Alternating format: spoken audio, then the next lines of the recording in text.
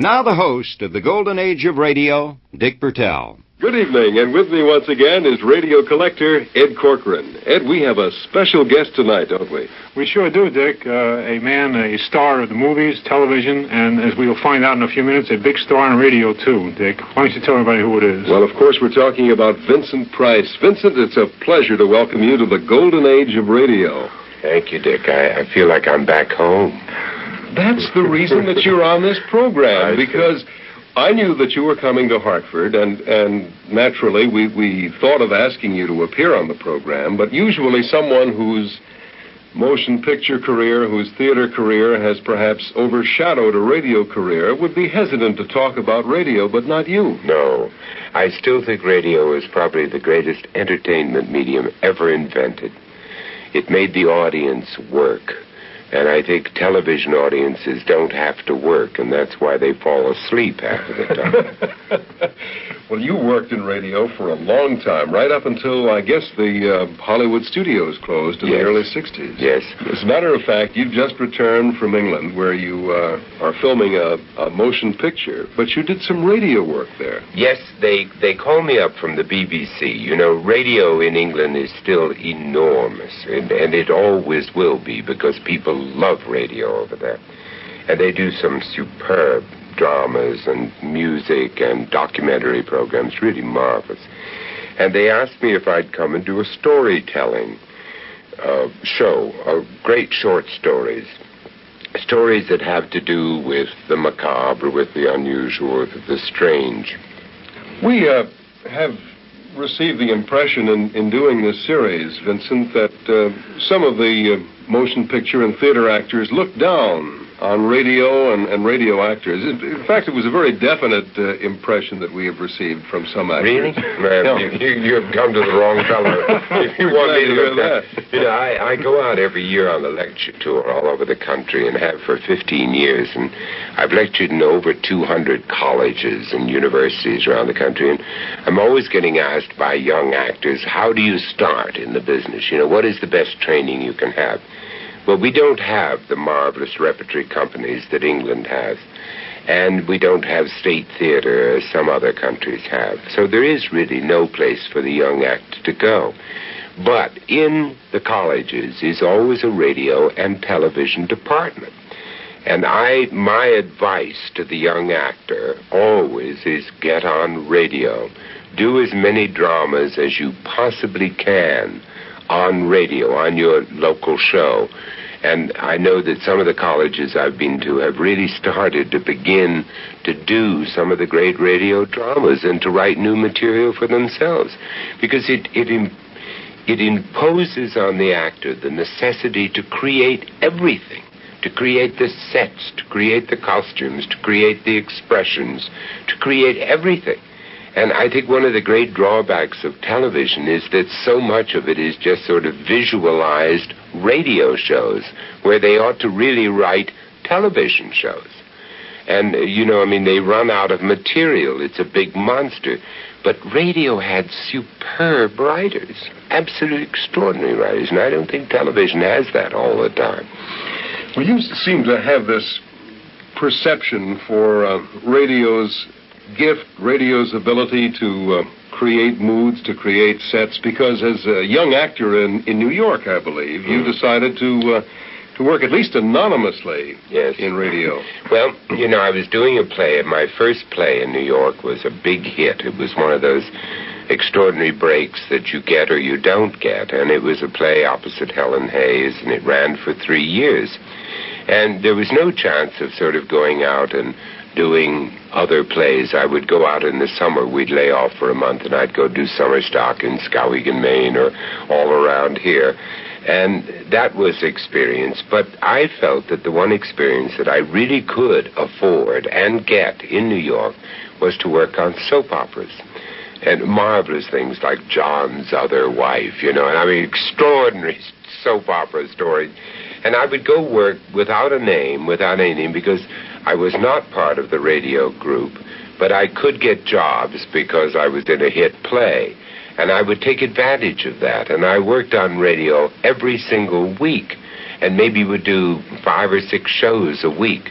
playing in these different kinds of radio dramas. And I learned my business, how you really create a part orally. And it was exciting and wonderful experience. We were talking, Vincent, before going on the air about some of the programs in which you appeared. You have some of these shows Yes. in your own collection, but one series in which you starred for some 4 years was The Saint. Yeah. And I don't believe you've heard that series in 25 years. I really haven't. And, you know, there are lots of people around the country collecting old radio shows and putting them on tape and really bringing them up in sound and doing a marvelous job. And I've been able to collect about, I think I must have done well over 2,000 radio shows in my life. And I don't have very many of them because it cost a lot of money to have them put on record, and you didn't get paid very much in radio. So unless it was a very special show, you didn't order it taken off the air. Of course, this takes us back to the days before tape, doesn't it, Ed? When actors, in order to hear themselves, would have to hire an outside recording studio. Oh, yes, and it was very expensive. I mean, if I had wanted The Saint taken off, it would have cost me about $60. And it was a lot of money in those days, you know, because you weren't paid that much. I did have taken off some of them. Most of the Lux Radio Theater, which was all the actors gave their services to Lux Radio Theater because it was then given to the Motion Picture Home and Motion Picture Relief. And they always gave us the recordings of those, and I have all the ones I did with Betty Davis and Herbert Marshall, and really superb actors. That great memories they are. Well, of course, you appeared in so many of the anthologies, Lux Radio Theater, of course, because you were in so many of the movies. But what were some of the other programs that our radio audience might remember, Ed? Well, there was the Lady Esther Screen Guild Players and the Hollywood Star Time, and, of course, Suspense and shows like that. And on one of these shows, like Hollywood Star Time, when would you begin rehearsal for the program? It was a very long rehearsal period, and you really worked.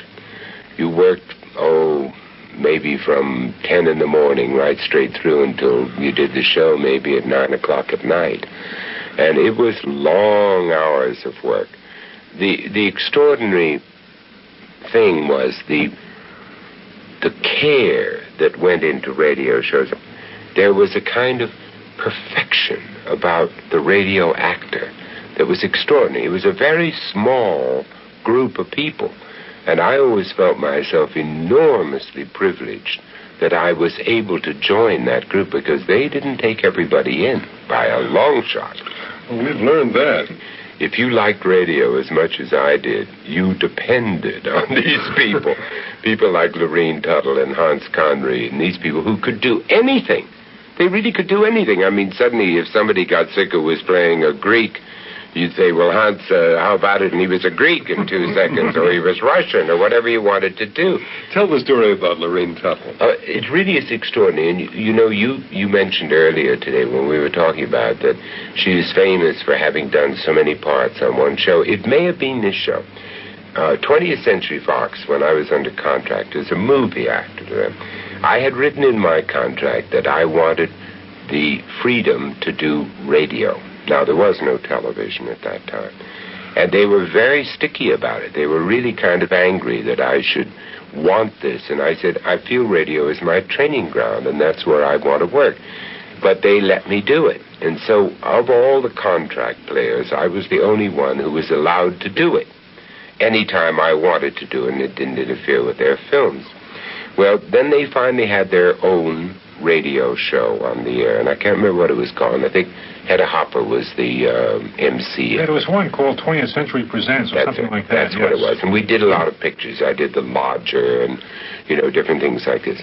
Anyway, there was one show where they had 2 little starlets, little pretty girls who were very sweet and who were up-and-coming stars. And they were on the show, and then there was one of their character women on the show, and none of them could do radio, because radio is not just getting up and reading. It is acting, And they couldn't do it. And Lorene was playing the mother on it. So after about 2 days of rehearsal, they suddenly told one of the little starlets that she would have to go, so Lorene took that part. Then about another day, and they got rid of the next little starlet, and Lorene took her part. And it ended up with Lorene playing, I think, 5 or 6 different parts. Incredible. And it ended up, Lorene was a great friend of mine, and she had been the leading lady on The Saint for a long, long time with me. It ended up with my being absolutely hysterical because she was playing a woman 80, a woman 50, a woman 40, a child 13. You know, I mean, just any part that came up. And it was only Lorene and myself in a show that should have been 7 people. And I finally had to work on a separate mic because I couldn't look at her. You know, because she changed the whole characterization. Absolutely brilliant she was. Brilliant.